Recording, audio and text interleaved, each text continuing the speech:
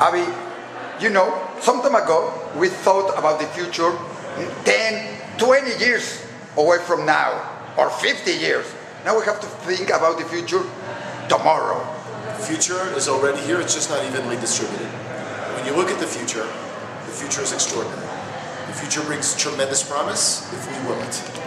Tell me something, you wrote a book, Next, that is about innovation. How do you see the world when you in look, some years? When you look, let's just take the year 2030, right. Which is it's a brief 5 years away from now. 5 years away from now. 2030 is going to have amazing things that take place. By 2030, we will solve many cancers. By 2030, probably no longer be driving our cars, we'll be self-driving cars. By 2030, we're going to be driving green vehicles. In other words, electric vehicles that really don't consume as much gasoline. By 2030, we're going to have a human on the moon and on our way to Mars. And most importantly, the computer is going to process faster than a human brain.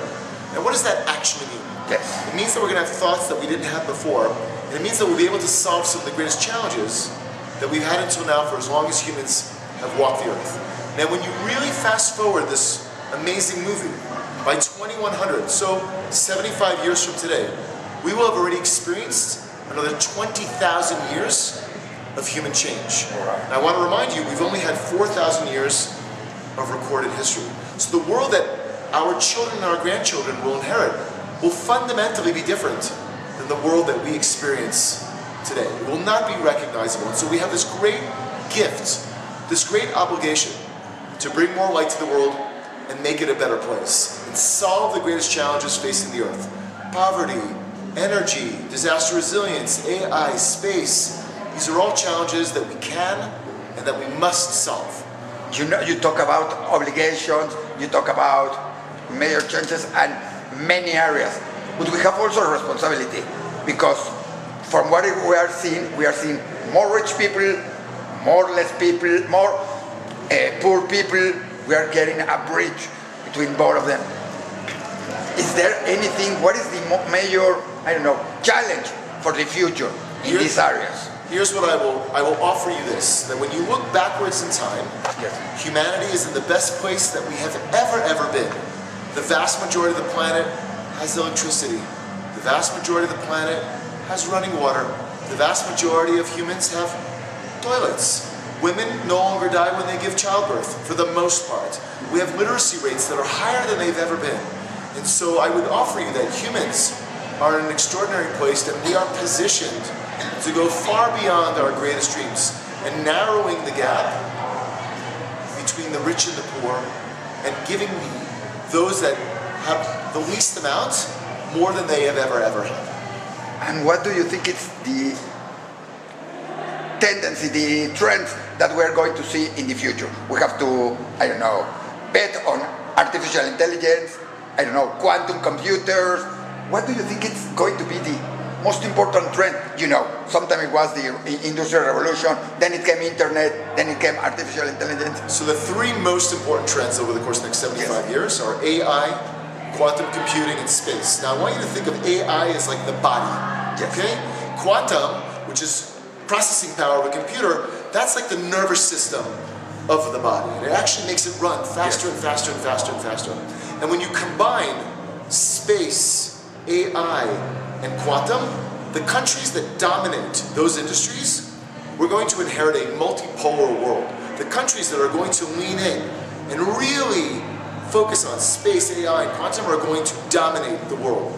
Space is going to be unrecognizable in the years ahead. We're experiencing space-based solar power. We'll be mining asteroids. We're going to be getting water from the moon and inhabiting other planets. We've already discovered water on the moon. Right. It's going to be the fueling station to allow us to go explore the other planets, not only of the solar system, but far, far, far beyond. We are going to experience the next 200 to 300 years life on other planets. This is unrecognizable from where we are today. And again, I want to remind you, 5 years from today is really the beginning of us going exponential. This idea. Why 5 years? Because it's the date that the computer's going to process faster than a human brain. Because that is the beginning. But they do it already that. the computer already goes faster than the human brain. We're not quite there yet. It's going to pass something called the Turing test. Yes. And the Turing test is the mark that you can actually process faster than a human brain and have thoughts that we never had before. And that really is the beginning of exponentiality. We lost the power of surprise. Are you aware of that? Or we will be surprised with something because we lose it. We say artificial intelligence, oh okay, I have it in my cell phone the next day. What is going to surprise us? No, we are going to have surprises beyond our wildest imaginations. Life on Mars, life on beyond Mars, footprints all over the galaxy and the universe. We are going to experience as humans amazing things. If we will it, it is no dream. But tell me something, for normal people, is this possible to be part of this? Because this looks like, I don't know, it's for scientists, for leaders, for rich people, or for everybody is going to be part of it. Let me ask you a question. Yes. You're holding a smartphone. Yes. Do you remember what year the smartphone came out?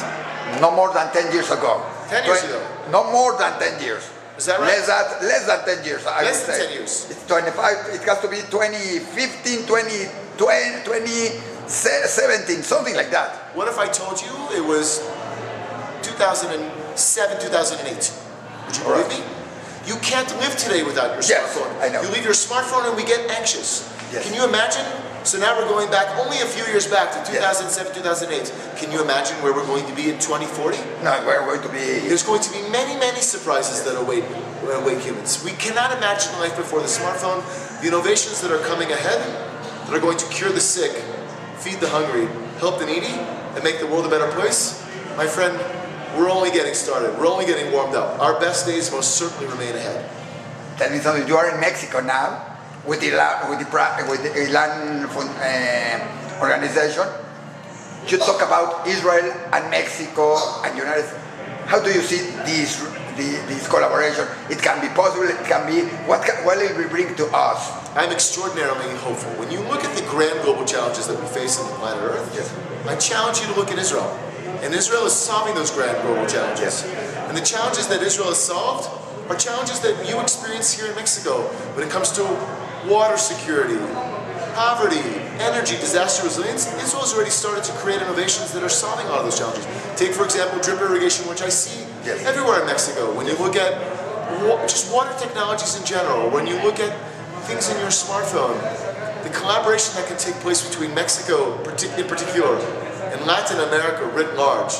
With Israel, my friend, we're only getting started.